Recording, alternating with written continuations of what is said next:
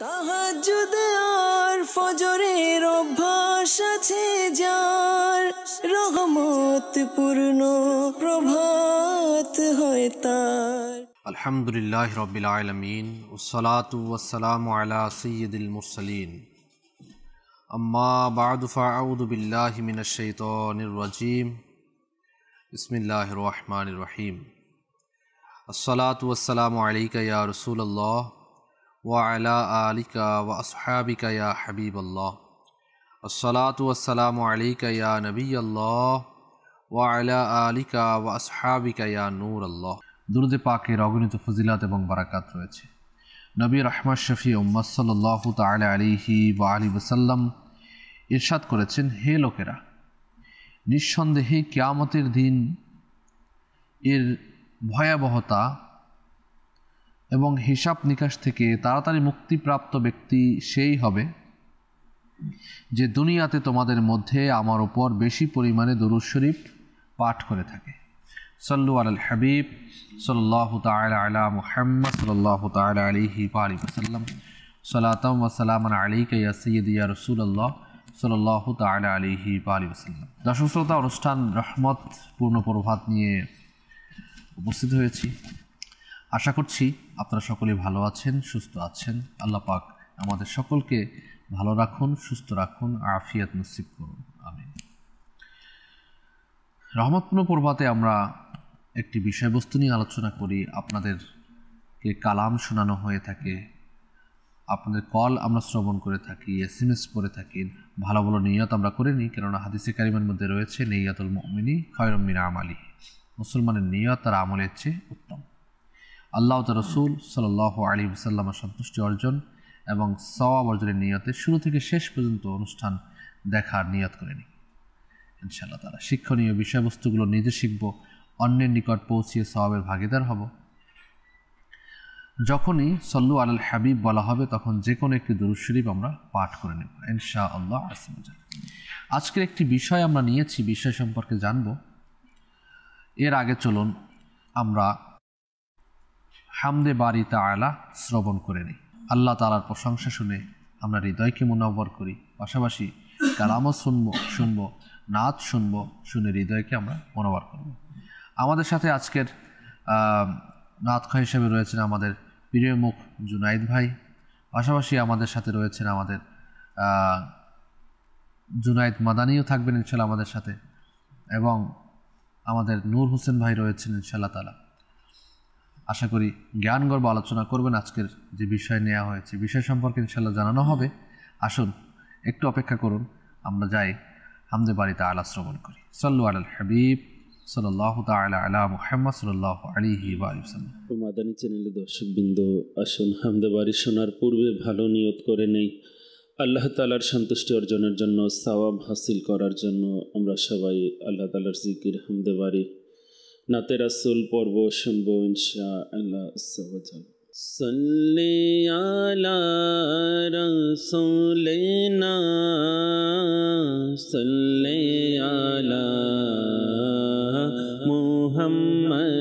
মুহাম্মাদিন সাল্লি আলা নবিয়িনা সাল্লি আলা মুহাম্মাদিন। हम भी मदीने जाएंगे, हम भी मदीने जाएंगे, आज नहीं तो कल सही या कहाँ में बुलाएंगे, आज नहीं तो कल सही सल्ले आला रसूलिना सल्ले आला मुहम्मदिन। हे खालिक मालिक रब मोहन, हे खालिक मालिक रब मोहन, सुबह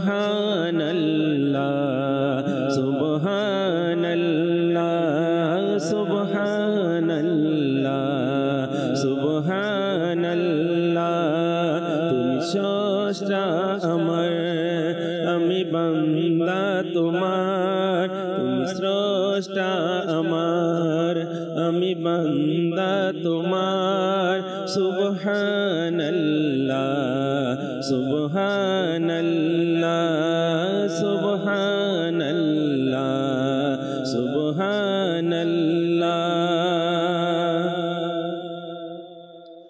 মোরা ভিখারি তুমি দাতা, মোরা ভিখারি তুমি দাতা, মোরা বান্দা তুমি মওলা, মোরা বান্দা তুমি মওলা। মুখাপেক্ষী তোমার ফকির বাদশাহ, মুখাপেক্ষী তোমার ফকির বাদশাহ। সুবহানাল্লাহ সুবহানাল্লাহ সুবহানাল্লাহ সুবহানাল্লাহ।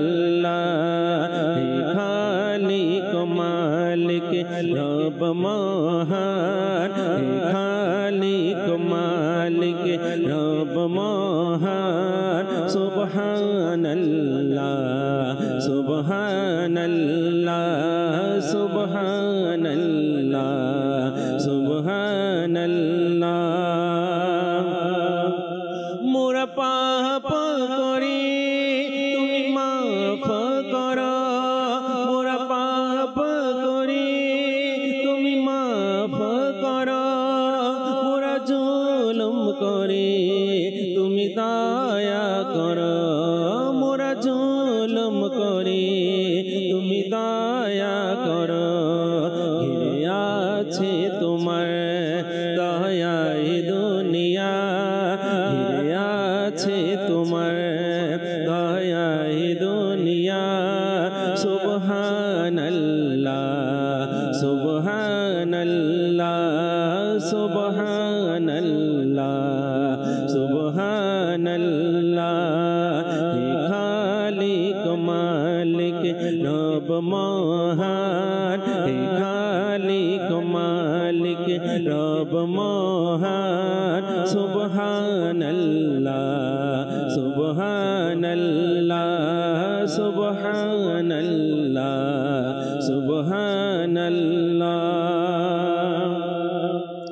মোরা অপরাধী সাতার তুমি, মোরা অপরাধী সাতার তুমি। মোরা পাপী গাফার তুমি, মোরা পাপী গাফার তুমি। গুনাহগারের প্রতি তোমার দয়া, গুনাহগারের প্রতি তোমার দয়া।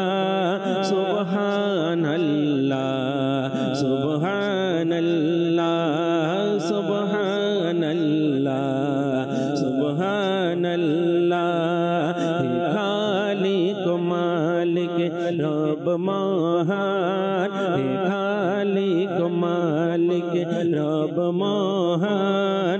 সুবহানাল্লাহ সুবহানাল্লাহ। ইসালিক অপরাধী আজি শূন্য আমল না মানিয়ে হাজে। ইসালিক অপরাধী আজি শূন্য আমল না মানিয়ে হাজে। করদান ক্ষমা নবীর সিলায়, করদান ক্ষমা নবীর সিলায়। সুবহানাল্লাহ সুবহানাল্লাহ সুবহানাল্লাহ সুবহানাল্লাহ। হে খালিক মালিক রব মহান, হে খালিক মালিক রব মহান। সুবহানাল্লাহ সুবহানাল্লাহ সুবহানাল্লাহ সুবহানাল্লাহ তুমি স্রষ্টা আমার আমি বান্দা তোমার তুমি স্রষ্টা আমার আমি বান্দা তোমার সুবহানাল্লাহ সুবহানাল্লাহ সুবহানাল্লাহ সুবহানাল্লাহ সুবহানাল্লাহ সুবহানাল্লাহ।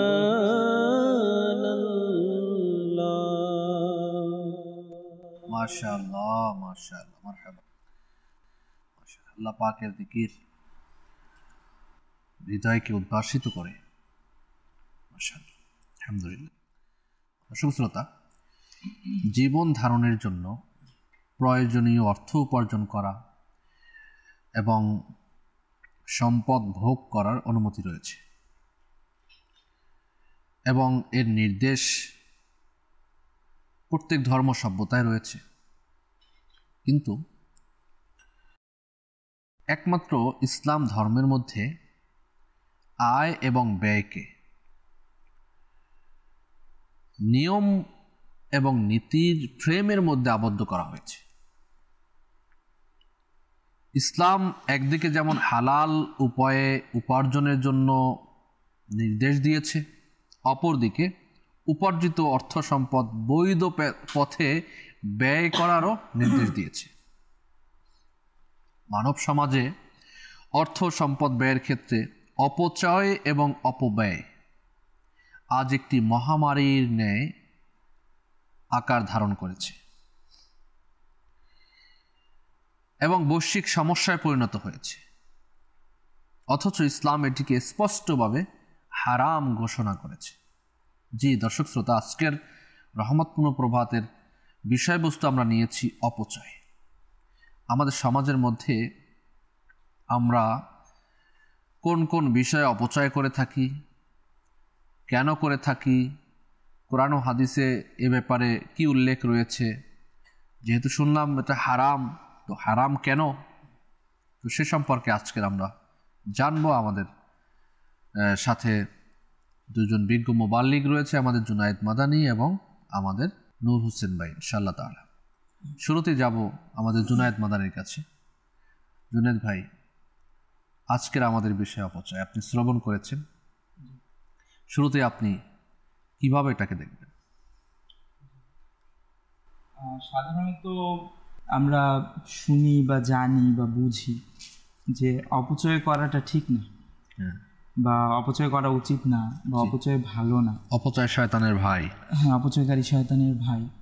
তো এখন কথা হচ্ছে যে আমরা এটা শুনি জানি, কিন্তু যদি আমরা একটু চিন্তা করি যে আমাদের জীবনে এই অপচয়টা কি আছে কি নাই, আমরা কি অপচয় করছি কি করছি না, বা কতটুকু আমরা এটা থেকে বেঁচে থাকতে সক্ষম হচ্ছি আর অপরকে এটা থেকে বাঁচাতে সক্ষম হয়েছি। তো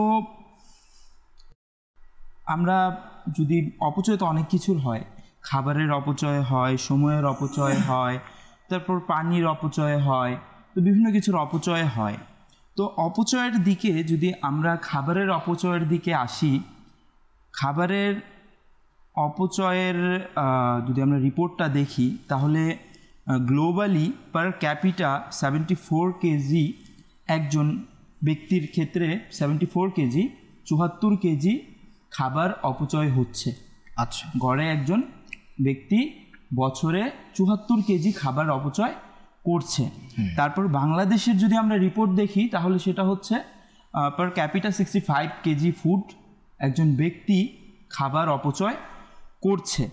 আবার সেটাকে যদি এখন হিসাব করা মানে দর্শকদের কাজ যে বাংলাদেশে কত মানুষ আছে এবং কত কেজি বাংলাদেশে 65 কেজি, বাংলাদেশ 65 কেজি, 65 কেজি খাবার। এর মধ্যে কি মানে আমিও আছি নাকি? আল্লাহু আকবার, কি বলেন, চিন্তার বিষয়, অনেক চিন্তার বিষয় যে কোথায় কোথায় আমরা খাবার ওয়েস্ট করি, কিভাবে আমরা খাবার ওয়েস্ট করি। তারপর যদি গ্লোবালি গ্লোবালি আমরা দেখি যে টোটাল কতটুকু খাবার ওয়েস্ট হয়, তাহলে সেটা হচ্ছে যে প্রায় 93.10 কারোর টনস, অর্থাৎ 93.10 কোটি টন খাবার গ্লোবালি প্রতি বছর নষ্ট হচ্ছে, ওয়েস্ট হচ্ছে। অথচ এখন এটা শুনে বোঝা যায় যে এতগুলো খাবার ওয়েস্ট হচ্ছে, তো মনে হচ্ছে যে মনে হয় খাবারের প্রচুর পরিমাণ খাবার আছে পৃথিবীতে, এত খাবার ওয়েস্ট হচ্ছে, সবাই মনে হয় অনেক খেতে পাচ্ছে, তাই তো ওয়েস্ট হচ্ছে এতগুলো। কিন্তু অন্যদিকে যদি ক্ষুধার্তের অবস্থা দেখি, তাহলে আমাদের কি বেরিয়ে আসে যে ক্ষুধার্তের অবস্থা হচ্ছে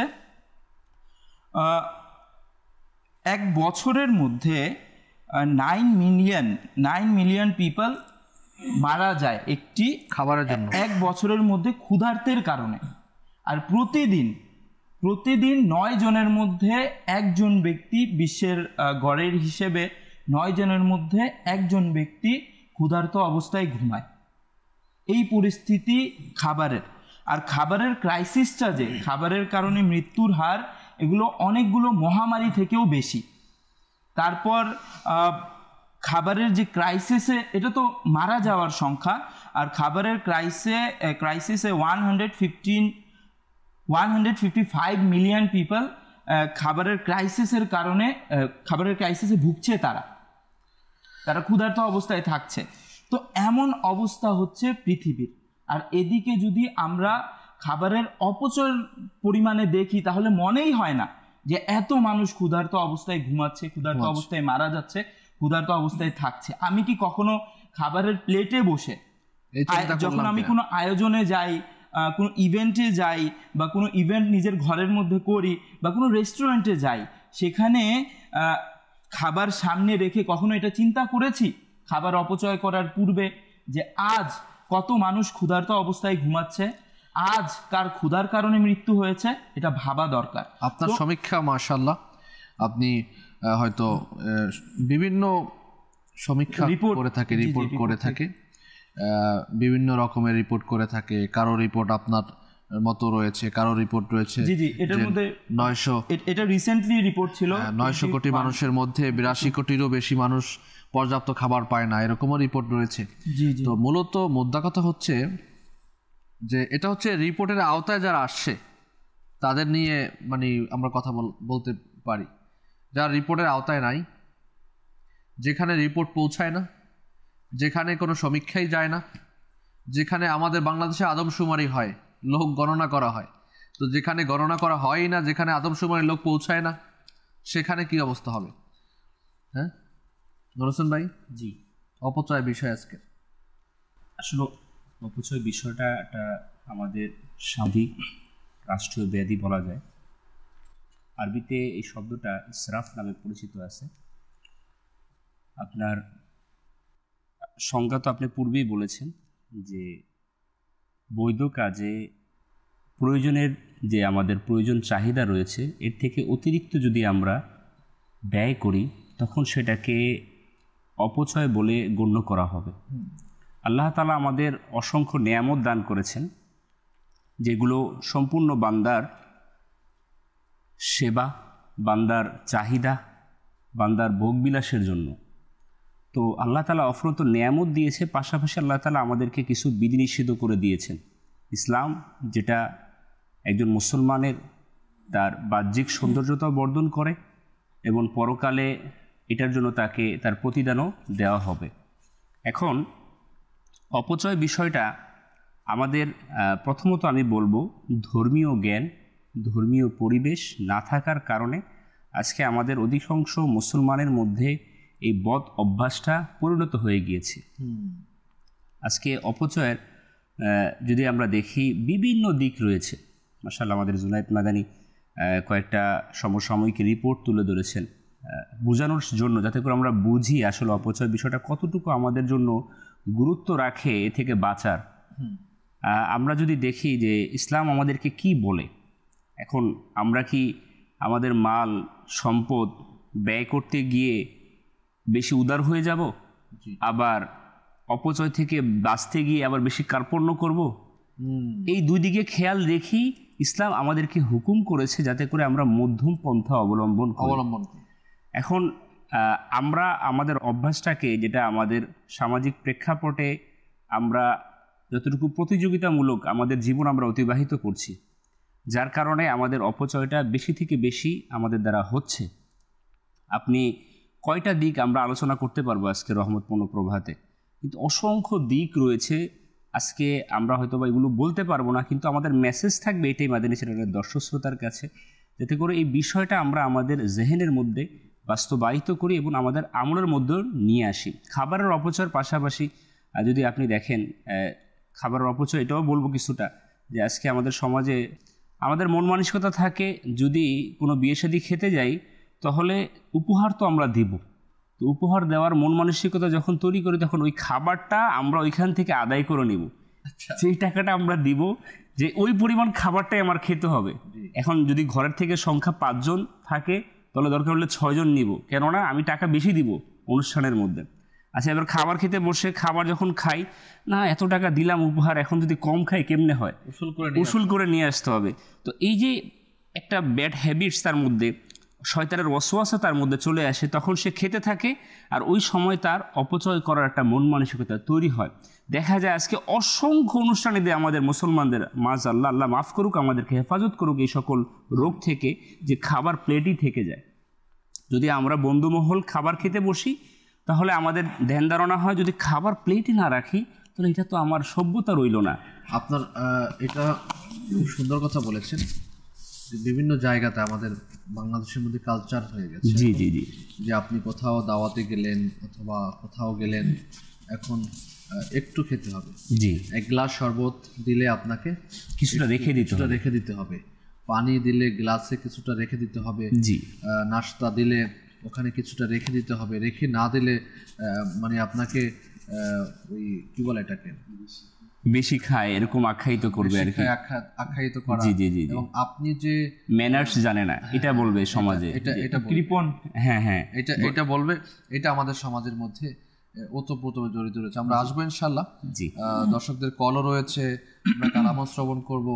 একটু কল শ্রবণ করি, আসুন আপনার কল শ্রবণ করি। জি, কল চালিয়ে দেন। আমার নাম হলো সানোয়ার, আমি গাজীপুর থেকে বলছি।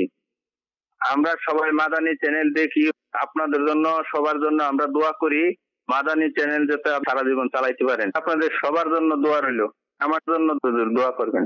মাশাআল্লাহ, আপনাদের দোয়া, আপনাদের এই উৎসাহ প্রদান আমাদেরকে আশা করি অনেক দূরে নিয়ে যাবে। মাদানী চ্যানেল বাংলা আরও উত্তরোত্তর কামিয়াবি করবে ইনশাআল্লাহ তাআলা। এজন্য আপনাদের সহযোগিতা প্রয়োজন। বিশেষ করে আমাদের এখন HD ফরম্যাটে চলছে মাদানী চ্যানেল, আপনারা বিভিন্ন বঙ্গবন্ধু স্যাটেলাইটে চলছে এখন। তো যারা যারা যেখানেই রয়েছেন আপনাদের এলাকার মধ্যে, আপনাদের গ্রামের মধ্যে যেখানে কেবল চলছে তাদের মাধ্যমে কথা বলে মাদানী চ্যানেল বাংলা অন করিয়ে দেবেন ইনশাআল্লাহ। নেকির দাওয়াত ঘরে ঘরে পৌঁছানো নিয়তে ইনশাআল্লাহ তাআলা। জি, নেক্সট। রাসূলুল ইসলাম, আমি শুনতে বলছি, আমি একটু কথা শুনতে চাই। কাল্লা গিয়া কান্দরে মন, কাল্লা গিয়া বন্ধ। মাশাআল্লাহ, জুনায়েদ ভাই আছেন ইনশাআল্লাহ। মাদানী মুন্না আমাদেরকে কল করেছেন, ইনশাআল্লাহ শোনানো হবে। Next call. মোহাম্মদ আরাফাতুল ইসলাম, কিশোরগঞ্জ থেকে বলছি। মাদানী অনুষ্ঠান দেখতেছি, অনুষ্ঠানটি খুব ভালো লাগতেছে, আলহামদুলিল্লাহ। আল্লাহ পাক এই চ্যানেলকে কিয়ামত পর্যন্ত ইস্তেকামত দান করুক। আমিন আমিন। মাশাআল্লাহ, আপনাকে অসংখ্য ধন্যবাদ যারা কল করেছেন, আমাদের উৎসাহ প্রদান করেছেন, সুন্দর সুন্দর কথা বলেছেন, অসংখ্য ধন্যবাদ। আল্লাহ তাআলা আমাদেরকে কবুল ও মঞ্জুর করুন। সাল্লু আলাল হাবিব সাল্লাল্লাহু তাআলা আলা মুহাম্মদ সাল্লাল্লাহু আলাইহি ওয়াসাল্লাম। কালাম জুনায়েদ ভাই। ঠান্ডা ঠান্ডা হাওয়া মদিনারি,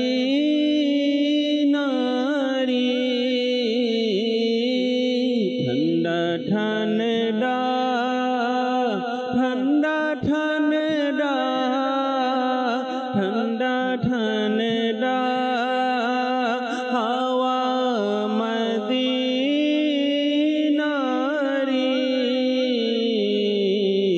অতি শীতল হাওয়া মদিনারি,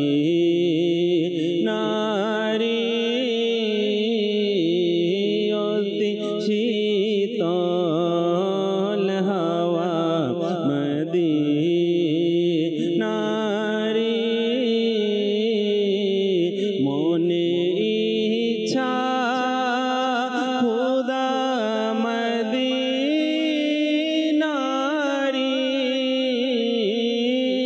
মনে ইচ্ছা মনে ইচ্ছা মনে ইচ্ছা খোদা মদিনারি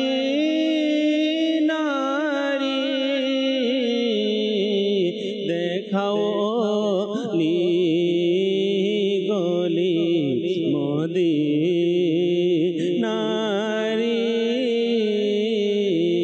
দেখাও লি গলি মদিনারি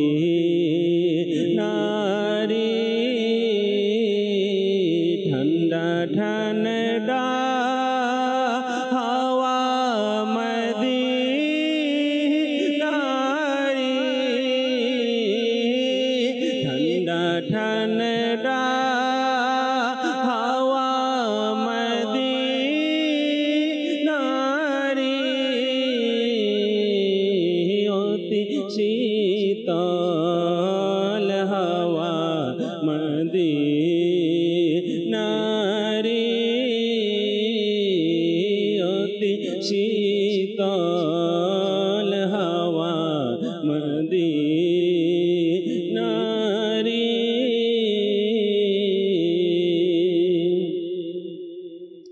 ফুল সুন্দর কাটা সেথায় সুন্দর ফুল সুন্দর কাটা সেথায় সুন্দর কত সুন্দর পাতা মদিনারি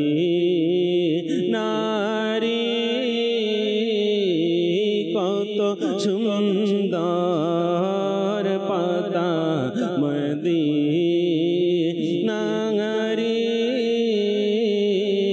নূরে আলো কি তো পাহাড় পর্বত নূরে আলো নূরে আলো নূরে আলো কি তো পাহাড় পর্বত সুন্দর ও পতাকা মদিনারি ঠান্ডা ঠান্ডা ঠান্ডা ঠান্ডা ঠান্ডা ঠান্ডা হাওয়া মদিনারি অতি শীতল হাওয়া মদিনারি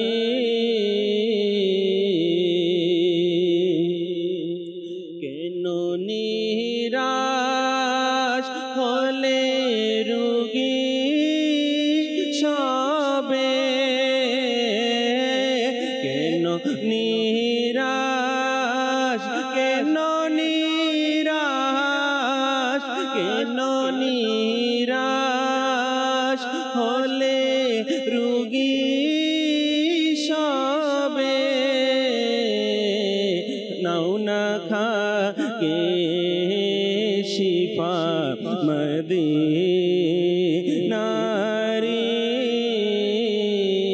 নাও না খাকে শিফা মদিনারি ঠান্ডা ঠান্ডা হাওয়া মদিনারি অতি শীতল হাওয়া মদিনারি অতি শীতল হাওয়া মদিনারি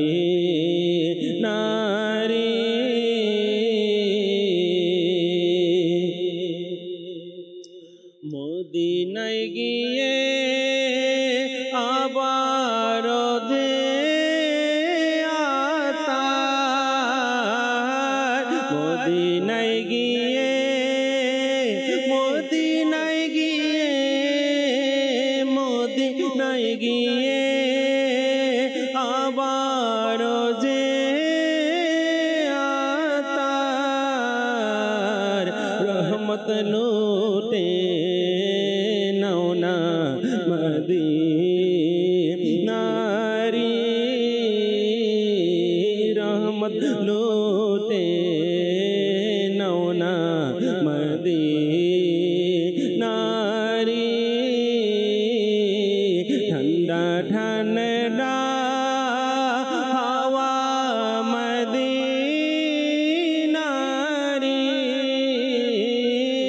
ঠান্ডা ঠান্ডা হাওয়া মদিনারি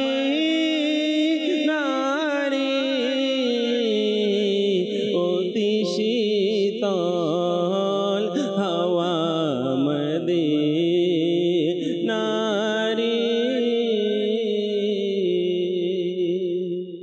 জুনায়েদ ভাই দিল ঠান্ডা করে দিচ্ছে। আলহামদুলিল্লাহ, 12 বার দুরূদ শরীফ আপনাকে তোফা। মাশাআল্লাহ, আল্লাহু আকবার। কালাম যিনি লিখেছেন আমিরুস সুন্নাত লিখেছেন।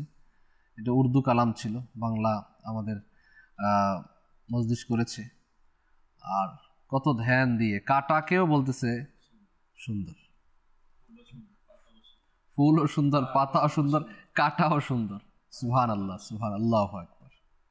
মানে মদিনা শরীফের সকল বস্তুই সুন্দর, সকল কিছু সুন্দর, আলহামদুলিল্লাহ।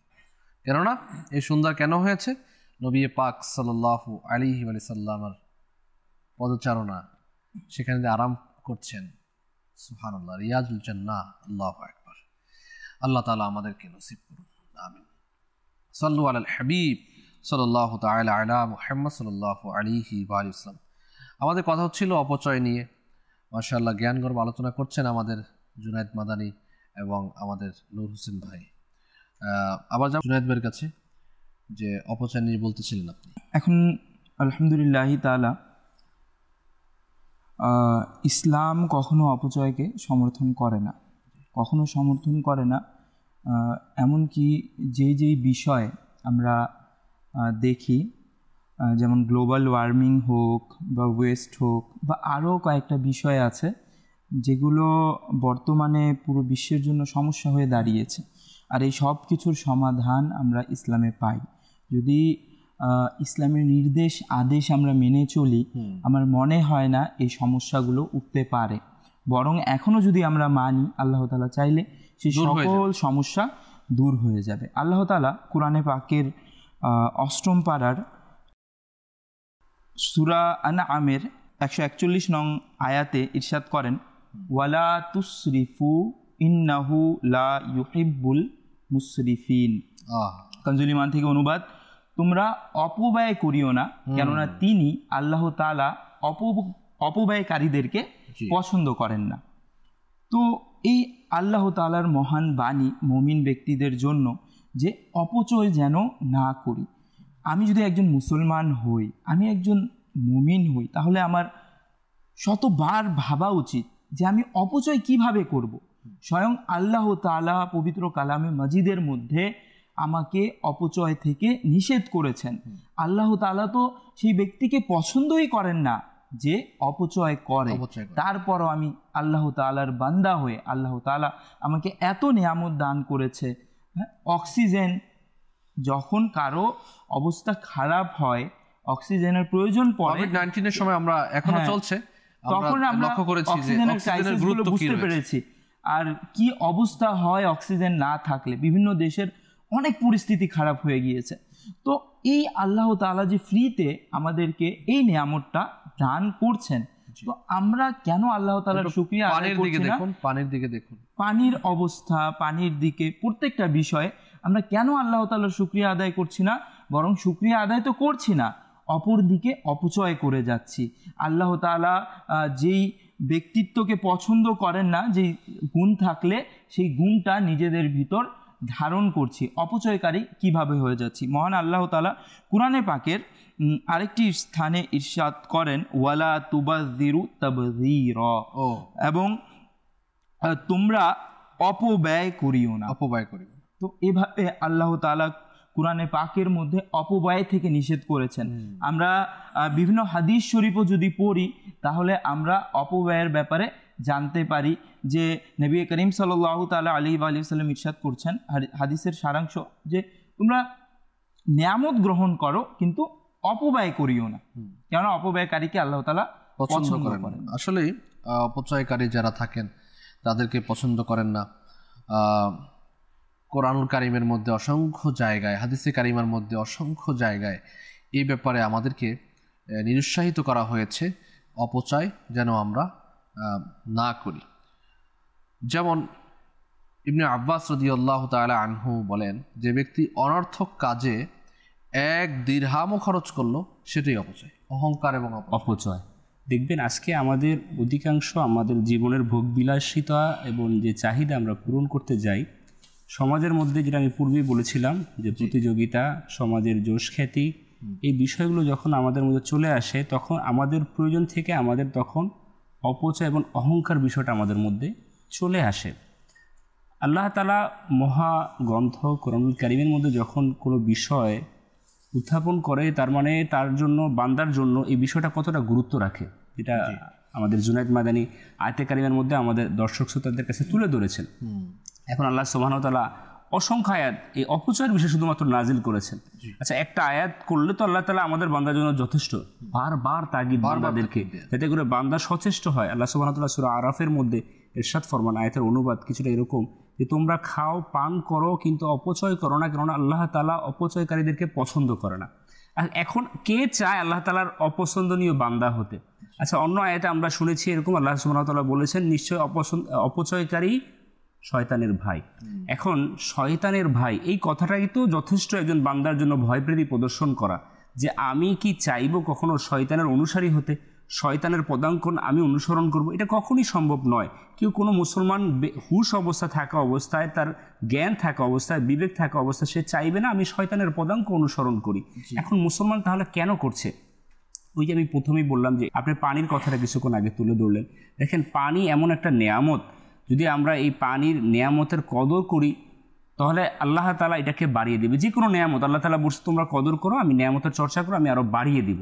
এখন পানি আমরা যখন দেখি ব্যবহারের ক্ষেত্রে, তখন দেখা যায় পানি তো আছেই, কলের মধ্যে পানি আছে, নদীর মধ্যে পানি আছে, সাগরের মধ্যে পানি আছে, পানির আবার এখানে গ্যাপ কোথায়? হ্যাঁ, পানির তো অভাব নেই আল্লাহ তাআলার দুনিয়ার মধ্যে। তো আল্লাহ রাসূল হাদিসের মধ্যে ইরশাদ ফরমান, তোমরা যদি সাগরের মধ্যে ওযু করো তাহলে পানির অপচয় করিও না। তো এখানে বিবেকবানদের জন্য এখানে আরও বিবেককে জাগ্রত করার আমাদের বিষয় রয়েছে। এখন সাগরের মধ্যে কি পানির অভাব রয়েছে? তাহলে এখানে আল্লাহ রাসূল কেন আমাদেরকে সচেতন করলো? এটাই আমাদেরকে বোঝাচ্ছে, তোমার কাছে যদি যথেষ্ট পরিমাণ থাকে তবুও তুমি সেটাকে অপব্যয় করিও না, সেখান থেকে তোমার যতটুকু প্রয়োজন তুমি ততটুকুই ব্যয় করো।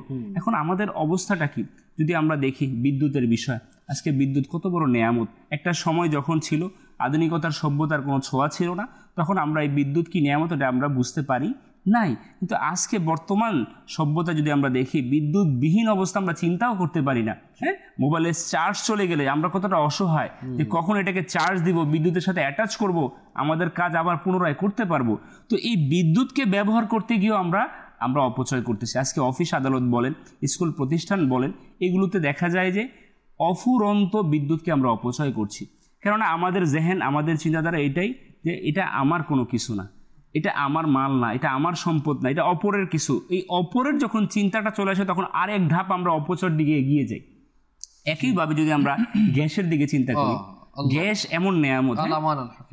আপনি দেখবেন যে এখন যেখানে মানে আমি তো এখন 975 মানে 2 চুলা। জি জি জি জি, আরো বেড়ে গেছে 1100। যে আপনি সিলিন্ডারের কথা বলছেন তো? সিলিন্ডার না, আচ্ছা, ওই গ্যাস লাইনে, সরকারি লাইনে। জি জি, সরকারি লাইন যেটা হচ্ছে মাসিক যেটা আমাদের বিল পরিশোধ করতে হচ্ছে 975 টাকা সম্ভবত। জি জি, কমবেশ হতে পারে। তো এখন কি হচ্ছে, আমাকে সারা রাত এই গ্যাস চুলা জ্বালিয়ে রাখতে হবে। জি জি জি, ঘরটাকে একটু গরম করতে হবে। এই শীতের সময়টা আমরা বেশি ভাবে দেখি আর কি। আবার কাপড় চোপড়ও শুকাতে হবে, এটা বর্ষার সিজনে হয়ে থাকে। এখন কথা হচ্ছে এখান থেকে অ্যাক্সিডেন্টও কিন্তু হয়, অনেক অ্যাক্সিডেন্টের দিকে আমি নাই যাচ্ছি এখন। কিন্তু এই যে মহামূল্যবান গ্যাস, এটা তো কেউ উৎপাদন করতে পারে না, একমাত্র মহান রব তাআলা নিয়ামত, ঠিক না? এটাকে যদি এই ব্যক্তিকেই 975 টাকা 2 চুলায় যিনি দেন, এই ব্যক্তিকে যদি বলা হয় তুমি সিলিন্ডার ব্যবহার করবে, তখন তার অপরাগতা দেখায়। তখন অপরাগতা না, তখন তার হালত কি হবে? তখন কি সে সারা রাত চালিয়ে রাখবে? তখন কি সে কাপড় চোপড় করবে? তখন কিন্তু ঘরে বাচ্চার মা থাকুক অথবা যিনিই থাকুক, সবাইকে বলবে এই সিলিন্ডারের দাম কিন্তু বেড়ে গেছে, এখন কিন্তু কি করতে হবে, সাবধানে হিসাব নিকাশ করে চালাইও। এই জিনিসটা আমরা গায়ে এখন লাগাচ্ছি না কেন? ওইটা আমাদের যে খরচের পরিমাণটা, ওইটা আমাদের নিজেদের সামর্থ্যের মধ্যে আসে বিধে আমরা লাগাচ্ছি না। এই 975 যদি আপনি ক্যালকুলেশন করি পার ডে দিতে হবে, তখন আমাদের অবস্থা কি হবে, যেটা আপনি বললেন। আপনি হোসেন ভাই, জি, আমাদের বাংলাদেশে আমরা আলহামদুলিল্লাহ, আল্লাহ পাকের অনেক বড় দয়া, এখনো আমাদের আপনি যদি আমাদের পার্শ্ববর্তী দেশগুলোর দিকে একটু তাকান, তাহলে দেখতে পাবেন যে ওখানের এই আপনার বিদ্যুতের কি অবস্থা। আমার কয়েকটা দেশে সফর হয়েছে আলহামদুলিল্লাহ, আমার কিছুটা অভিজ্ঞতা হয়েছে ওখানকার। কখন বিদ্যুৎ আসবে তারা হাহাকার অবস্থায় থাকে, এবং বিদ্যুৎ বিলের যে অবস্থা, আল্লাহ আমান আল হাফিজ। আমরা তো এখনো মানে মোটামুটি আছি, তারপরে আমরা মনে করছি এর আমাদের জন্য অনেক বেশি, আদৌ বেশি, কিন্তু তারপরেও যাই হোক, অনেক দর্শক শ্রোতা আমাদের সাথে রয়েছেন।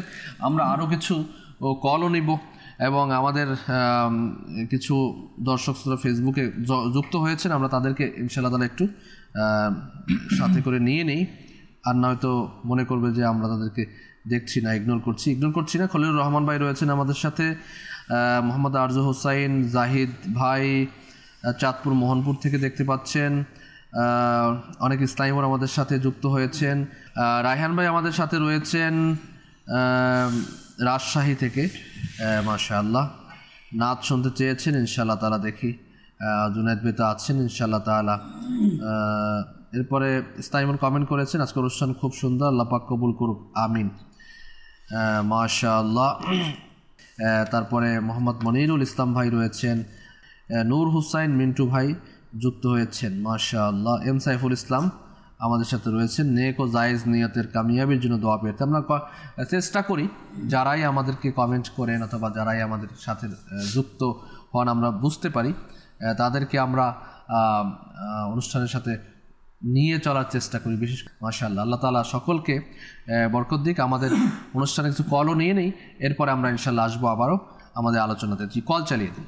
আব্দুল শুকুর আল আবিদি, আমি একটি নাটক শুনতে চাই, তবে আলা হামারা নেই। আচ্ছা ইনশাআল্লাহ তাআলা। নেক্সট, আমার বাড়ি হবিগঞ্জ, আমার নাম মুজাম্মেল। মাদার চ্যানেল আমি মেলা দিন ধরে দেখি, যে সময় বাসায় আসি আমার পরিবার, আমার বাচ্চার জন্য সবসময় চ্যানেলটা দেখে।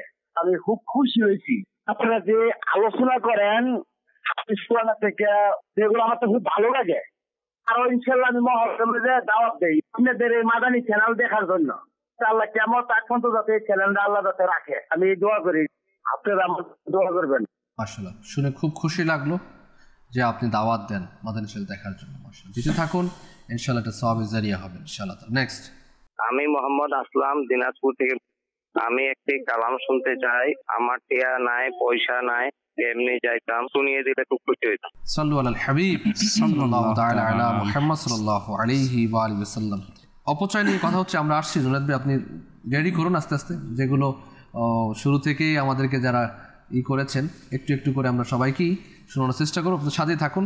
অনেকের আবার অভিযোগ থাকে আমরা কল করে আমাদেরকে শোনানো হয় না। ইনশাআল্লাহ তাআলা জুনায়েদ ভাই আমাদেরকে নিরাশ করবেন না, ইনশাআল্লাহ সবাইকে খুশি করবেন ইনশাআল্লাহ তাআলা। সাল্লু আলাল হাবিব সাল্লাল্লাহু তাআলা আলা মুহাম্মদ সাল্লাল্লাহু আলাইহি ওয়াসাল্লাম। পানি, বিদ্যুৎ এবং গ্যাসের ব্যাপারে, অপচয়ের ব্যাপারে আমরা কথা বলতেছিলাম। জি, এর আসলে অসংখ্য দিক রয়েছে। আমি যেটা পূর্বে বলেছিলাম যে আল্লাহ তাআলা যত সংখ্যক নিয়ামত আমাদেরকে দান করেছেন আমাদের প্রয়োজনের তাগিদে, এই সকল নিয়ামত যখন আমরা প্রয়োজনের বাহিরে আমরা ব্যয় করব, অতিরিক্ত ব্যয়, সেটাই অপচয় হবে। যদি আমরা দেখি আমাদের জীবনের মধ্যে সবচাইতে গুরুত্বপূর্ণ যে বিষয়টা আমাদের হায়াতের সাথে সম্পৃক্ত, সেটি হচ্ছে সময়। এই সময়কে আমরা কতটুকু গুরুত্ব দিচ্ছি এবং এই সময়টাকে আমরা কতটুকু কাজে লাগাচ্ছি, এই সময়ের একটা অপচয় রয়েছে, যেটা আমরা আমাদের যে জীবনের যে চাহিদা রয়েছে, আল্লাহ তাআলার যে নিয়ামত রয়েছে, আমাদের যে প্রয়োজন রয়েছে, এর বাহিরে যে সময়টা আমরা বেহুদা বেফায়েসা ব্যবহার করি, সেটাই হচ্ছে অপচয়। এই বিষয় আল্লাহ তাআলা আমাদেরকে কিয়ামতের ময়দানে আমাদেরকে জবাবদিহিতা করবে, যে ওই সময়টা ওই মজলিসের মধ্যে, ওই মেহফিলের মধ্যে, ওই দলের মধ্যে তোমরা কেন এই সময়টা অতিরিক্ত করেছিলে। তো এখন বিষয়টা হচ্ছে যে আমরা আমাদের লাইফস্টাইলকে কীভাবে আমরা অতিবাহিত করছি এটা দেখার বিষয়। আমরা তো অনেকগুলো দিক বললাম, যে দিকগুলো হচ্ছে অপচয়ের দিক। এখন এর প্রভাব কোথায় পড়ছে, কোথা থেকে হচ্ছে, এটা হচ্ছে দেখার বিষয়। একজন শিশু তার যে সর্বপ্রথম যে শিক্ষা, সেই শিক্ষাটা হচ্ছে তার মা বাবা থেকে। আমরা সকলেই জানি প্রাথমিক শিক্ষা মা বাবা, সে তার সন্তানকে যেভাবে পরিচালনা করবে ওই সন্তান সেভাবে পরিচালিত হবে। এখন ঘরের মধ্যে একজন শিশু তার স্বভাব হয় সে অনুসরণ প্রিয় হয়, অনুকরণ প্রিয় হয়। যখন মা বাবাকে সে দেখবে যে তারা অপচয়ের মধ্যে অভ্যস্ত আছে, ওই সন্তান নিজেকে এই অভ্যাসের মধ্যে নিজেকে পরিণত করবে। যখন দেখবে যে মা বাবা নিজেরা জায়জা করতেছে, খাবারটাকে নষ্ট করতেছে, তখন ওই সন্তান বুঝবে এটা কোনো ব্যাপার না, এটা মামুনি ব্যাপার, সেও খাবারকে নষ্ট করে দেবে। আচ্ছা, এই সন্তান যখন খাবারকে অলসতা করে, উদাসীনতা করে নষ্ট করবে, মা বাবা যদি এটার জন্য কোনো জবাবদিহিতা না করে, তখন ওই সন্তান এটাকে গুরুত্ব দিবে না। সে ঘরে হোক বাহিরে হোক সর্বত্র জায়গায় সে কী করবে, খাবারকে নষ্ট করবে। অর্থাৎ আমরা এটা বুঝতে পারি একজন মা বাবার দায়িত্ব হচ্ছে তার সন্তানকে অপচয়ের বিষয়ে শুরু থেকে, তার শিশুকাল থেকে তাকে এই বিষয়ে জ্ঞান দেওয়া। এরপর আসেন আমরা যে আমাদের বন্ধু যে আমরা নির্বাচন করি, এই বন্ধু এমন একটা বিষয়, এখান থেকে আমরা শিক্ষা নিতে পারি। এই বন্ধু থেকে আমরা আমাদের অনেক অভ্যাসকে তৈরি করি। হাদিস শরীফে আছে যে তোমরা বন্ধু সঙ্গী নির্বাচন করো, হাদিসের সারাংশ, কেননা তোমরা অধিকাংশই বন্ধুর ধর্মকে গ্রহণ করো। অর্থাৎ যে বন্ধুর যে অভ্যাসগুলো আছে এই অভ্যাসগুলো আমরা নিয়ে থাকি। সমাজে চলতে গিয়ে যে সকল মানুষ আছে, বন্ধু বান্ধব আছে আমাদের, যারা একটু ধনাঢ্য হয়ে থাকে, যারা একটু ব্যয় বিলাসিতা মন মানসিকতা রাখে, এই সকল ব্যক্তির সাথে চলতে গিয়ে আমরা দেখি তারা অনর্থক খরচ করে। তখন এই অভ্যাসটা আমার মধ্যে থাকে যে আজকে আমার বন্ধু তার বার্থডে পার্টিতে অথবা তার ঘরোয়া অনুষ্ঠানের মধ্যে যে খরচটা করেছে, যখন আমি এই অনুষ্ঠান আমার ঘরের মধ্যে করতে যাব অথবা আমি আমার বন্ধুমহলকে খাওয়াতে যাব, তাহলে আমাকে এর থেকে একটা এক্সট্রা আইটেম তৈরি করতে হবে, অথবা এর থেকে আমাকে বেশি একটু খরচ করতে হবে। এই যে মন মানসিকতা প্রতিযোগিতার, তখনই কি হয়, আমার দ্বারা অপচয় এই বিষয়টা সৃষ্ট হয়। বার্থডের কথা বলছেন, একটু না বললেই নয়। অপচয়ের অবস্থা দেখুন। আর এই কালচার কোত্থেকে আসছে আমি জানি না, আর এটা কোন মানসিকতার কালচার তাও বোধগম্য না। জি জি জি। আপনার কেক এটা তো খাবার জিনিস, হ্যাঁ হ্যাঁ, এটা মুখে এবং শরীরে মাখার জিনিস না। আল্লাহ আল্লাহ, বাস্তবতা বর্তমান যে অবস্থা আমাদের, এটা তুলে ধরলেন আল্লাহ আল্লাহ। এবং পুরো কেক আপনার মুখের মধ্যে এবং এখানে আরেকটা জিনিস দেখা যায় যে কেকের মধ্যে কেকটাকে মানে করার জন্য, স্ট্রং রাখার জন্য ভিতরে কাঠি ব্যবহার করা হয়। অনেক সময় অ্যাক্সিডেন্টও হতে পারে। জি জি জি। চোখের মধ্যে লেগে গেলে চোখ নষ্ট হয়ে যাওয়ার সম্ভাবনা। জি জি জি। আমি এরকম দেখেছি ভাইজান, এই আমাদের না, আমি মানে অনেক জায়গায় দেখেছি যেরকম আমাদের বর্তমান যুবক সম্প্রদায় এদের এটা আনন্দ করার একটা মাধ্যম হয়ে গিয়েছে। যার বার্থডে হবে আমরা দেখছি বিদায়, কিন্তু বলতে পারতেছি কি করা হয়, ওই আটা ময়দাকে একত্রিত করা হয়, ডিম নেওয়া হয়, এরপর এর মারা হয় চেহারার মধ্যে, এর মাথার মধ্যে। এটা কি আনন্দ বিনোদন করার একটা মাধ্যম তৈরি করেছে। এখন এই বান্দা, আমি এমনও দেখেছি, আমি শুনেছি যে ওই যে তাকে আনন্দ করতে গিয়ে তার চোখের মধ্যে ময়দা ডিম মারা হলো, পরবর্তীতে তার একটা চোখ নষ্ট হয়ে গিয়েছে। তো এই যে আমরা যে ট্রেন্ড তৈরি করতেছি, হ্যাঁ, আমি ভালো ভালো মানুষকে দেখেছি, ভালো ভালো সভ্য মানুষকে আমি দেখেছি এই কাজগুলো করতে। আজকে অফিস পাড়ার মধ্যে যেগুলো আসলে সোশ্যাল মিডিয়া, আসলে আজকে সোশ্যাল মিডিয়া আমাদেরকে ভালো দিকও শিখাচ্ছে, খারাপ দিকও শিখাচ্ছে। এরা কিন্তু একটা অনেক বড় অংশ কিন্তু শিক্ষিত বাস্তবিক শিক্ষিত। দেখবেন তারা গ্রাজুয়েশন কমপ্লিট করছে অথবা আপনার অধ্যয়নরত রয়েছে। তো এদেরকে কি শিক্ষা হচ্ছে, কেমন বিনোদন, এটা মানুষকে কষ্ট দিয়ে যদি আমরা একটা আনন্দ করি, এটা তো আনন্দ না, এটা আরো ক্ষতি, আল্লাহ তাআলার নাফরমানিমূলক কাজ। তো এরকম করে আমরা দেখি যে সমাজের মধ্যে আরো কিছু প্রভাব আছে, যে প্রভাবগুলোর কারণে আমরা অপচয় করছি। যে যশ খ্যাতি, নিজের আমিত্বকে রক্ষা করা। আমরা অনেকেই আছি দানশীল, দান করে থাকি। তো এটা আমাদের চিন্তা চেতনার মধ্যে নিয়ে আসা, যদি আমি দানকে প্রচার করে যদি বেশি থেকে বেশি করতে পারি, তাহলে আমার নাম হবে, তাহলে আমার নাম ডাক এলাকার মধ্যে প্রসার হবে। তো এটার জন্য কি করি, আমি অপচয় করে মানুষকে দান খয়রাত করে থাকি। একটা তো হচ্ছে আল্লাহ তাআলার সন্তুষ্টির জন্য, আর একটা হচ্ছে লোক দেখানোর জন্য। এখানে কয়েকটা গুনাহ আমার দ্বারা হয়ে যাবে। এই যশ খ্যাতি দেখাতে গিয়ে আমি আল্লাহ তাআলার যে সন্তুষ্টি, সেখান থেকে আমি নিজেকে ফিরিয়ে রাখবো, এবং যে অপচয় যে বিষয়টা, এটাও আমার দ্বারা হয়ে যাবে। এরকম করে আমরা আমাদের যে ব্যক্তিগত উপার্জন, এই উপার্জন যেটা আপনি শুরুতে বলেছিলেন, আয় ব্যয়, এই দুটার সামঞ্জস্য রাখা ইসলাম আমাদেরকে বলেছে।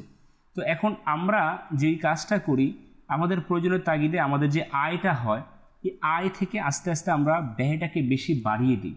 কেন? ওই যে আমাদের ঘরের মধ্যে যে চাহিদাগুলো আছে, এই চাহিদাগুলোকে আমরা পূরণ করতে আমরা বেশি বিলাসিতা করতে যাই, তখন আমাদের আস্তে আস্তে আস্তে করে ব্যয়ের পরিমাণটা বেড়ে যায়। আফসোসের বিষয় হচ্ছে এমন যে এই কাজগুলো করতে গিয়ে আমরা কর্জের মুখে পড়ে যাই। আচ্ছা, আমরা মানুষের কাছে মুখাপেক্ষী হয়ে যাই, হাত পেতে বসে এমন একটা অবস্থায় যেখানে আপনার নিজের ছিল, বাস আপনি ওটাকে যথাযথ ব্যবহার না করার কারণে পরবর্তীতে অপচয় যে আপনার দ্বারা হয়েছে, এটার কারণে পরবর্তীতে আপনাকে নিজেকে আরেকজনের কাছে হাত পাততে হচ্ছে। এটার জন্য দায়ী কে?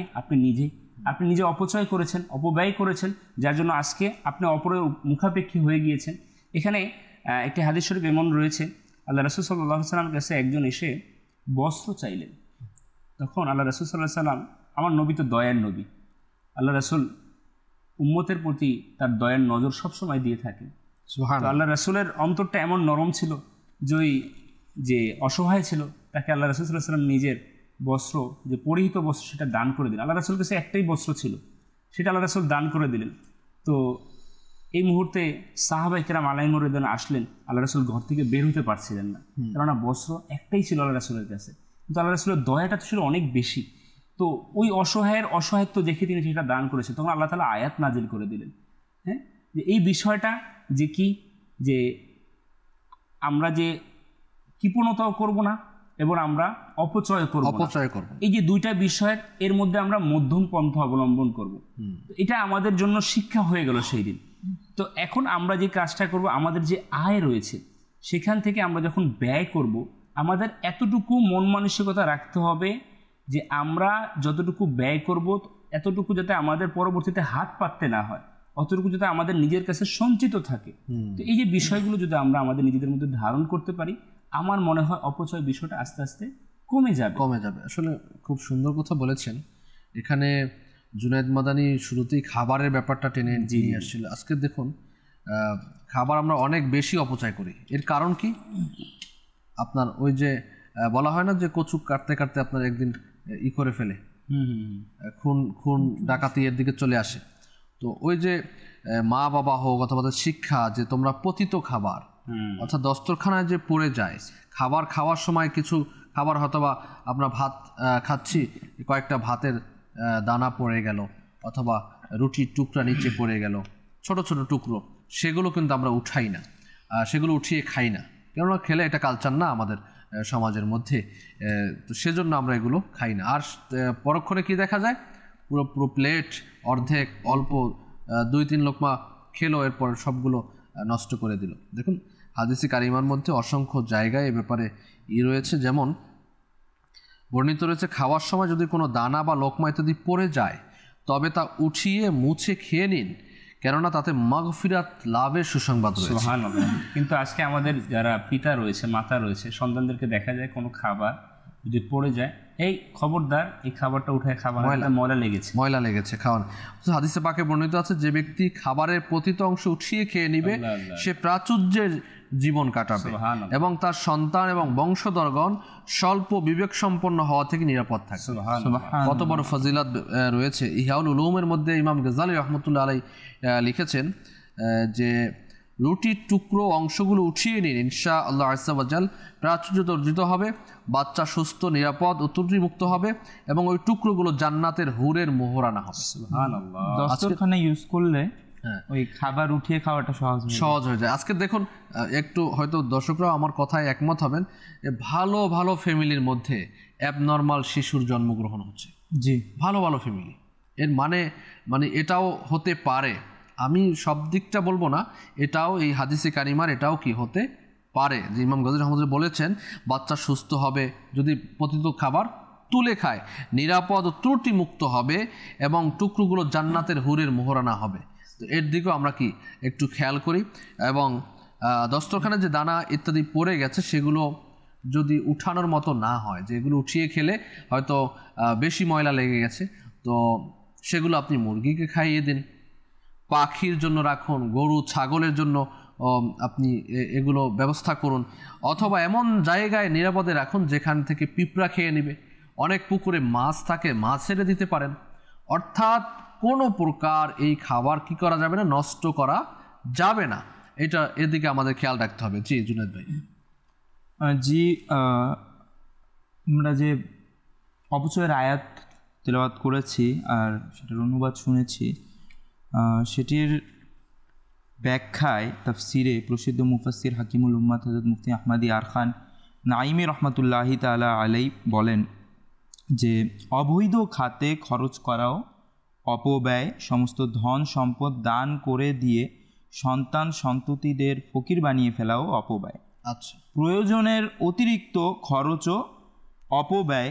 তাই অজুর অঙ্গগুলো শরীয়ত সম্মত কোনো কারণ ছাড়া 4 বার ধৌত করা নিষেধ করে দেয়া হয়েছে। অর্থাৎ এই কারণেই, যেহেতু প্রয়োজনের অতিরিক্ত ব্যবহার করা অপব্যয়, এই কারণেই অজুর যেগুলো অঙ্গ আছে সেগুলো 3 বারের অধিক 4 বার ধৌত করা নিষেধ করে দেয়া হয়েছে। ওই যে আরেকটা হাদিস শরীফ আছে না, তোমরা যদি আপনার সমুদ্রে উজু করো, জি সমুদ্রের পানিতে উজু আমাদের তখনও অপচয় করো না। তারপর আরেকটি আল্লামা মৌলানা সৈয়দ মোহাম্মদ নাঈমউদ্দিন মুরাদাবাদী রহমতুল্লাহি তাআলা আলাইহি লিখেছেন, খরচের ক্ষেত্রে অপব্যয় করা নিষিদ্ধ। অর্থাৎ অযথা ও অনর্থক খরচ যদি নিজের জন্য কিংবা পরিবার পরিজনের জন্য বা অন্য কারোর জন্যও হয়, খরচের ক্ষেত্রে সর্বদা মধ্যপন্থা অবলম্বন করাই উচিত। কোনো মতেই যেন অপব্যয় না হয় সেদিকে লক্ষ্য রাখতে হবে। দেখা যায় যে আমাদের কাছে একটি জিনিস আছে বা একটি জিনিসের প্রয়োজন নেই, শুধু দেখানোর উদ্দেশ্যে হোক বা কোনো এক উদ্দেশ্যে অযথা আমরা একটা জিনিস ক্রয় করে নেই যেটার আমার কাছে কোনো প্রয়োজন পড়ে না। আবার অন্য ক্ষেত্রে দেখা যায় খাবার অনেকগুলো আছে শুধু দেখানোর জন্য বা শুধু পরিবেশ সামনে রাখার জন্য আমরা অনেকগুলো খাবার নিয়ে আসি, আমি জানি সেটা পরবর্তীতে আমি কাজে লাগাতে পারবো না। হ্যাঁ, যদি পরবর্তীতে কাজে লাগিয়ে দেই তাহলে তো সেটা ভালো জায়গায় ব্যয় হয়ে গেল, অপব্যয় হলো না। কিন্তু যদি আমার প্রয়োজন না থাকে, আমি যে কোনো বস্তু ক্রয় করি বা সেটা নেই, কারোর জন্য নেই বা কাউকে দেই যেটা কোনো প্রয়োজন নেই, তাহলে খেয়াল রাখতে হবে এই ক্ষেত্রে যেন অপব্যয় না হয়ে যায়। নিজের খরচের ক্ষেত্রে নিজের জন্য খরচ করি বা পরিবারের জন্য খরচ করি। খুব সুন্দর কথা বলেছেন। আমরা অপচয় নিয়ে আলোচনা করছি। যাব জুনায়েদ ভাইয়ের কাছে, কালাম শ্রবণ করব। যারা আমাদেরকে কালামের জন্য বলেছেন এগুলো ইনশাআল্লাহ তারা একটু একটু করে শুনব।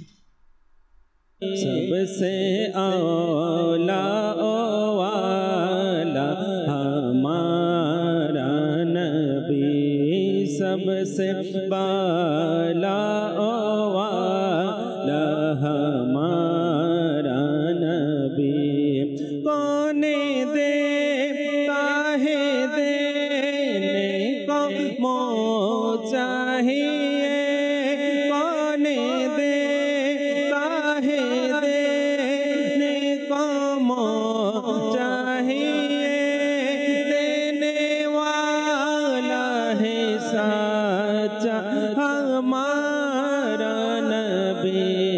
सबसे औला वाला हमारा नबी, सबसे बाला वाला हमारा नबी। आरतियाँ नाई पैसा नाई कहने जाता, सोनार मदीना कहने सैता, आरतियाँ नाई पैसा नाई कहने जाता, सोनार मदीना कहने सैता, मने हाथे बल्लाई किंतु टिया पैसा नाई, मने हाथे जाई बल्लाई किंतु टिया पैसा नाई, मने हाय फाकिर मतो उड़ल मरता, आरतिया नाई पैसा नाई कहने जाता, सोनार মদিনা কেনে সাইতাম আই যদি হইতাম আকাশর তারা আই যদি হইতাম আকাশর তারা চোখ ফাগাই চাই থাকতাম মনোবারা মদিনা সাই সাই মদিনা সাই সাই আশা ফুরাইতাম আর টিয়া নাই পয়সা নাই কেনে যাইতাম সোনার মদিনা কেনে সাইতাম ফাঁকি যদি হইতাম যাইতাম রে ওরে ফাঁকি যদি হইতাম যাইতাম রে ওরে মদিনা সাইতাম আই ঘুরি ঘুরি মদিনা সাইতাম আই ঘুরি ঘুরি মদিনা সাই সাই মদিনা সাই সাই আশা ফুরাইতাম আর টিয়া নাই পয়সা নাই কেনে যাইতাম সোনার মদিনা কেনে সাইতাম कर लगिया कंदरे मन कर लगिया बंद कर लगिया कंदरे मन कर लगिया बंद क्यों तो तुम्हारा अपन हबे ना ना ना जे जन हबे अपना সেই তো মদিনা। মাশাআল্লাহ, আমাদের আলোচনা চলছে অপচয় নিয়ে। ইনশাআল্লাহ তাআলা আমরা আসছি আমাদের আলোচনার দিকে। জি নুরুল ভাই, অপচয়ের যে বিষয়টা, আমাদের যে দ্বীনি জ্ঞান, এখন যখন একজন মুসলমান সে পরকালের চিন্তা করবে, পরকাল তার স্থায়িত্ব, আর আমরা যে দুনিয়ায় রয়েছি সেটা অস্থায়ী। মানুষ দেখবেন সবসময় যে বিষয়টার টেকসই বেশি থাকে, স্থায়িত্বতা বেশি থাকে, ওই সেটাই গ্রহণ করে। এটা মানুষের একটা স্বভাবজাত। এখন আমি আপনি দুনিয়ার সামান্য বিলাসিতা, সামান্য ভোগবিলাসিতার জন্য যদি আমি আপনি অপচয়কে এটা আমার আপনার যে দৈনন্দিন কাজের মধ্যে নিয়ে আসি, তাহলে আমার আপনার পরকালের অবস্থা কী হবে এটা একটু চিন্তা করি।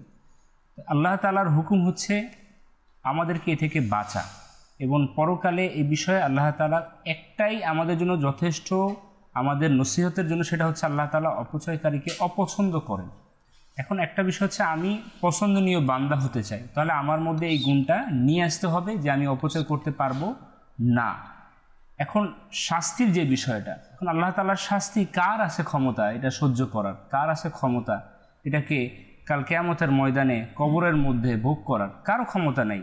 দুনিয়ার সামান্য কষ্টই আমরা সহ্য করতে পারি না, তাহলে কবর আখেরাতের কষ্ট আমরা কীভাবে সহ্য করব? এখন মন মানসিকতা আমাদের তৈরি হবে যদি আমরা আমাদের এই সোসাইটির মধ্যে এটাকে আমরা আস্তে আস্তে করে আরও বেশি থেকে বেশি এটা আমরা অভ্যস্তর মধ্যে নিয়ে আসতে পারি।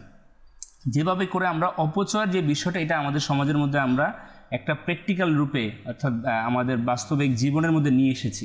এটাকে আমরা শুরুতে বলেছি যে ট্রেন্ড, আমাদের প্রথা বানিয়ে নিয়েছি। এই অভ্যাসগুলোকে, খাবার রেখে দেওয়া এবং অপচয় করা, সম্পদকে বিনষ্ট করা, এখন আমাদের কাজ হচ্ছে, দায়িত্ব হচ্ছে এই বিষয় থেকে ফিরে এসে এগুলোকে সমাজের মধ্যে একটা প্র্যাকটিক্যালি নিয়ে আসা। এখন আমি আপনি বিপরীত দিকে যে থাকবো, এটা আমরা খেয়ালে না আনি যে এই ব্যক্তি কৃপণতা করছে। অনেক সময় এটা দেখা যায় বাপু, যে আমরা সমাজের মধ্যে যখন অপচয় করা থেকে নিজেকে বিরত রাখি, অর্থাৎ বিনষ্ট না করি, তখন আমাদের অপর প্রান্তে যে ব্যক্তি থাকে, অথবা আমাদের পরিবারের, অথবা আমাদের প্রতিবেশী, অথবা আমাদের আত্মীয় স্বজন, তখন তারা আমাদেরকে কৃপণতা অর্থাৎ কার্পণ ব্যক্তি হিসেবে আমাদেরকে আখ্যায়িত করে। এই লোকটা অনেক কার্পণ্য করে, এই লোকটা ব্যয় করতেই চায় না। অর্থাৎ কিন্তু উনি কিন্তু ব্যয় করছে, আলহামদুলিল্লাহ, শরীয়তের দৃষ্টিকোণ থেকে তার যতটুকু ব্যয় করার কথা তিনি করছে। কিন্তু আমাদের সমাজের যে চাহিদা, আমাদের সমাজের যে গ্রহণযোগ্যতা, অপচয় করে মানুষের সামনে নাম ফুটানো, এটা না করার কারণে ওই ব্যক্তিকে তাকে কৃপণ হিসেবে আখ্যায়িত করা হয়। তো এটা আমরা আমাদের মন মানসিকতা না আনি, আমরা এতটুকু খেয়াল করি যে ওই ব্যক্তি কি, সে তার যতটুকু দরকার ততটুকু খরচ করছে কিনা, অর্থাৎ আমি তার কাছে যতটুকু হক চাই, হক পাই, ততটুকু আমি আমাকে সে আদায় করছি কিনা। আমি এমনও দেখেছি এক ব্যক্তি, তার রোগ হচ্ছে ডায়াবেটিসের।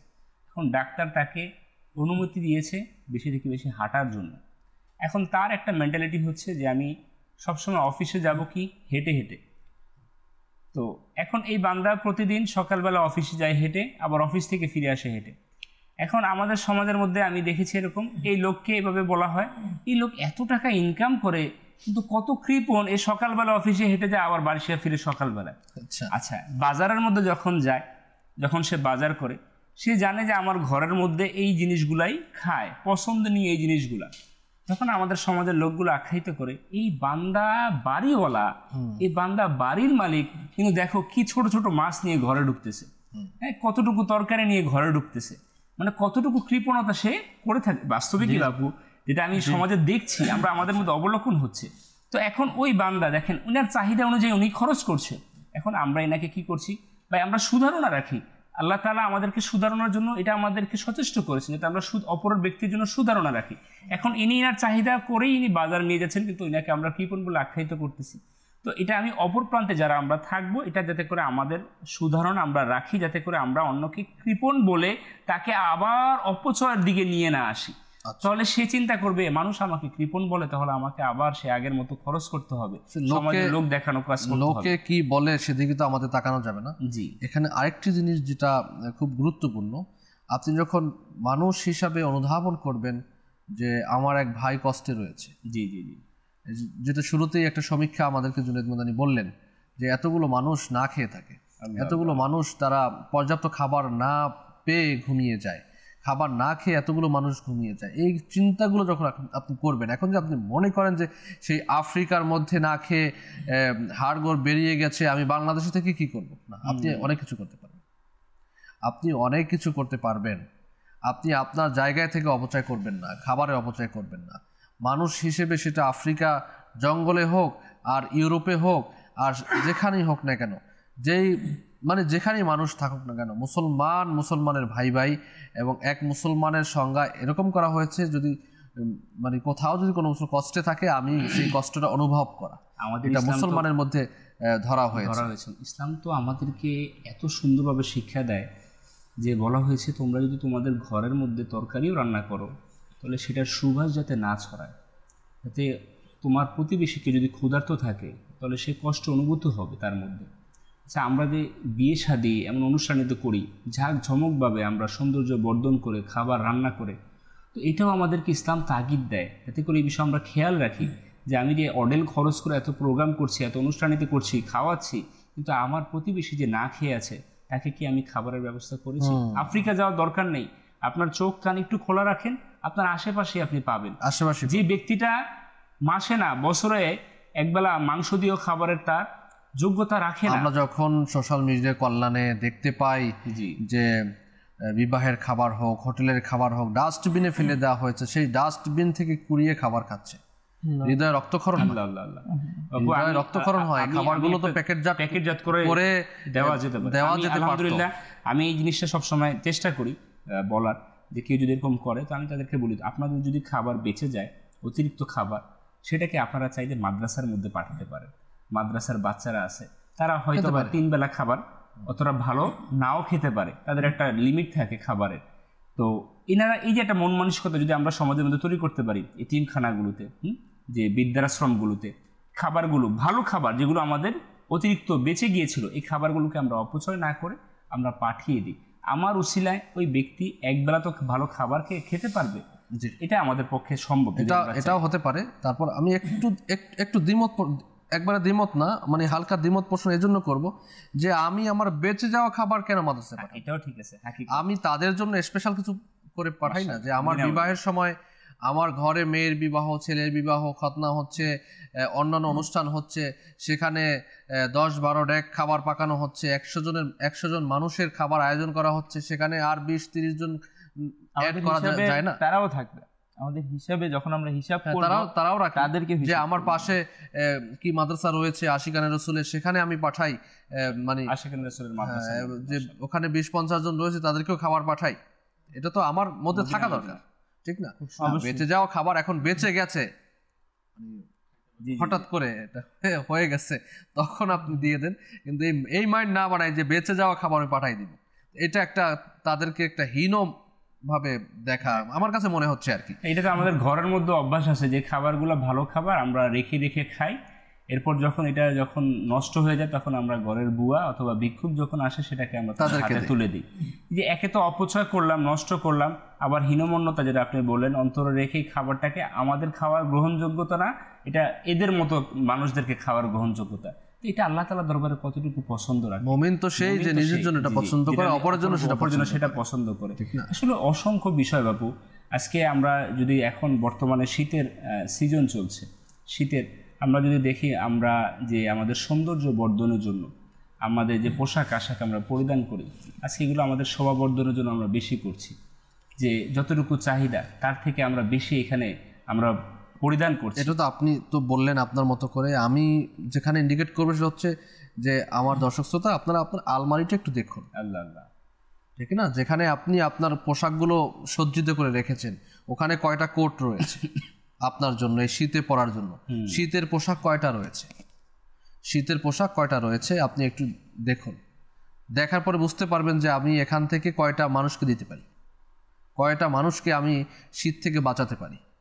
আমি মহিলাদেরকে বলবো প্রত্যেক বছর নতুন নতুন মানে কেনা হয়, এগুলো কি করেন আপনারা? এগুলো এত পুরনো করে তারপরে আপনি ছিঁড়া ফাটাগুলো দিবেন, কি দরকার? আপনার হাইয়েস্ট 2-3টা হলেই হয় শীতকালীন পোশাক, এরগুলো বাড়তিগুলো আমরা দিয়ে দিই। আমাদের হাতে সময় একেবারে কম, জুনায়েদ ভাই অনেকক্ষণ ধরে বসে আছেন। জি, আসলে আমি তো প্রত্যেকটা ব্যাপারে অর্থাৎ অপচয়ের ব্যাপারে যদি যাই, প্রত্যেকটা সেক্টরে কিছু না কিছু আমরা কিছু বলতে গিয়ে অনেক কিছু পেয়ে যাব অপচয়ের ক্ষেত্রে। তো আমার কাছে আজ ছিল ফুডের রিপোর্ট পরিপূর্ণ, তো এটার মধ্যে একটি রিপোর্ট যা মাথার টনক নাড়া দেয় বা বলতে পারেন যে কান্না করার মতো রিপোর্ট। প্রতি 10 সেকেন্ডে বিশ্বের মধ্যে একজন বাচ্চা ক্ষুধার্তের কারণে মারা যায়। প্রতি 10 সেকেন্ডে। আজকে আমি আমার খাবার প্লেটে বসে কিভাবে খাবার নষ্ট করি চিন্তা করা দরকার। সেই বাচ্চাগুলো যদি কাল কিয়ামতের দিন আমাকে সামনে নিয়ে যে এ তো খাবার অপচয় করেছিল, আমি ক্ষুধার্ত অবস্থায় মারা গিয়েছি, কত কষ্টের বিষয়। একটা কোনো ইনসিডেন্টে মারা যাওয়া, হ্যাঁ, কোনো শরীরে সমস্যা ছিল, প্রবলেম ছিল, সেটাতে মারা যাওয়া, ক্ষুধার যন্ত্রণায় মারা যাওয়া, কেমন ব্যাপার। তো আমরা কিভাবে খাবার নষ্ট করছি? আর সব কিছু যদি ছেড়েও দেই তাহলে আল্লাহ তাআলার কাছে তো কাল কিয়ামতের দিন হিসাব দিতে হবে। আল্লাহ তাআলা তো কোরআনে পাকের মধ্যে স্পষ্টভাবে ইরশাদ করে দিয়েছেন, সুম্মা লাতুসআলুন্না ইয়াউমাইযিন আনিন নাঈম, কানজুল ঈমান থেকে অনুবাদ। অতঃপর অবশ্যই সেদিন তোমাদের সবাইকে নিয়ামত সম্পর্কে জিজ্ঞাসা করা হবে। তো এটার তাফসিরের মধ্যে এসছে প্রসিদ্ধ মুফাসসির হাকিমুল উম্মাত হযরত মুফতি আহমদ ইয়ার খান রহমতুল্লাহি তাআলা আলাই ইরশাদ করেন যে এই জিজ্ঞাসাবাদ যে কোনো নিয়ামত নিয়েই হবে, চাই সেই নিয়ামত শারীরিক হোক কিংবা আত্মিক, প্রয়োজনের হোক কিংবা বিলাসিতার, এমনকি ঠান্ডা পানি আর গাছের ছায়ায় আরামদায়ক ঘুমেরও হিসাব দিতে হবে। আল্লাহ আল্লাহ আল্লাহ। তো এই হিসাবটা আমরা কিভাবে দিব? আল্লাহ তাআলার কাছে দুনিয়ার সবকিছু থেকে যদি বেঁচেও যাই, কাল কিয়ামতের দিন তো এই হিসাবটা নিশ্চিত আমাকে দিতে হবে। আজ যে আমি সময় নষ্ট করছি, খাবার অপচয় করছি, বিভিন্ন কিছু অপচয় করছি, কাল কিয়ামতের দিন রব তাআলার দরবারে আমাকে উপস্থিত হতে হবে, সেখানে হিসাব দিতে হবে। হুজ্জাতুল ইসলাম হযরত সাইয়েদুনা ইমাম আবু হামিদ মুহাম্মদ বিন মুহাম্মদ গজ্জালি রহমতুল্লাহি তাআলা আলাইহি বলেছেন, কিয়ামতের দিন তোমাদের নিকট নিচের প্রশ্নগুলো করা হবে। এক, নিয়ামত সম্পর্কে। এক, এই জিনিসটি তুমি কিভাবে অর্জন করেছো। দ্বিতীয়ত, তা তুমি কি কাজে ব্যয় করেছো। এবং তৃতীয়, কোন নিয়তে ব্যয় করেছো। কোন নিয়তে ব্যয় করেছো আমাদেরকে জিজ্ঞাসিত হতে হবে প্রত্যেকটি নিয়ামতের ব্যাপারে। অতএব সময়ের খুবই অভাব। আমাদের অনুষ্ঠান শেষ করার জন্য ঘড়ি বারবার বলছে যে শেষ করে দাও, কিন্তু আমার মনে হয় অপচয় নিয়ে আরও যদি ঘন্টা দুয়েক আলোচনা আমরা করি তাহলে কম হবে। কয়েকটা এপিসোড অপচয়ের ব্যাপারে হওয়া উচিত। আর আমি আহলে সুন্নাতের দিক একটু নিয়ে তারপর শেষ করে দিচ্ছি। সেটা হচ্ছে আমির আহলে সুন্নাত দামাত বরকাতুল আলিয়া তিনি ইরশাদ ফরমান খাবারের ব্যাপারে। এই খাবার ইসলামী পদ্ধতি, এর মধ্যে রয়েছে যে খাবার পাকাতে গিয়ে যে কাঁচামরিচ দেয়া হয় ভিতরে, অনেকে আস্ত কাঁচামরিচ দিয়ে দেয় টেস্টের জন্য। তো ইনি বলেছেন যে এটা ফেলে দিয়েন না, এটা উঠিয়ে রেখে দেন পরবর্তী পাকানোর জন্য, এটা পিষে আবার কি তার মধ্যে দিন তরকারিতে দেওয়ার জন্য। কারণ এর মধ্যে কিন্তু ঝাল নিহিত থাকে ঝাল।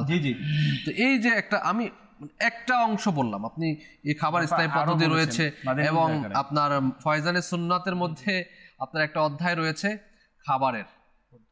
এইটা যদি পাঠ করা যায় তাহলে বোঝা যাবে যে খাবার কিভাবে সংরক্ষণ করবেন, খাবার কিভাবে এই অপচয় আমরা নষ্ট করা থেকে বেঁচে থাকবো, ফ্রিজিং কিভাবে করলে ভালো থাকবে, ইত্যাদি ইত্যাদি জ্ঞান আমাদের আসলে নেই, জ্ঞানটাও নাই, সেজন্য আমরা অপচয় হয়। জ্ঞান অর্জন করা উচিত। এই একটু অনুষ্ঠান দেখে আমাদের হয়তো অনেক জ্ঞান অর্জিত হবে না। আমি পরামর্শ দিব খাবার ইসলামী পদ্ধতি কিতাবটি আমরা মাকতুল মদিনা থেকে খরিদ করি, পাশাপাশি ফায়জানে সুন্নাত আমরা এটা নেই, অধ্যয়ন করি। ইনশাআল্লাহ তাআলা আল্লাহ চাহে তো এই ব্যাপারে আমাদের কি হবে, জ্ঞান অর্জন হবে। আর জ্ঞান অর্জন হলে আমরা অপচয় থেকে বাঁচবো ইনশাআল্লাহ। সাল্লু আলাল হাবিব সাল্লাল্লাহু তাআলা আলা মুহাম্মদ সাল্লাল্লাহু আলাইহি ওয়া সাল্লাম। আসুন আমরা দাঁড়িয়ে প্রিয় মুস্তাফা সাল্লাল্লাহু আলাইহি ওয়াসাল্লামকে সালাম জানাই। নবী সালাম আলাইকা ইয়া রাসূল সালাম আলাইকা ইয়া হাবিব সালাম আলাইকা সালাওয়াতুল্লাহ আলাইকা শত পাপের বোঝা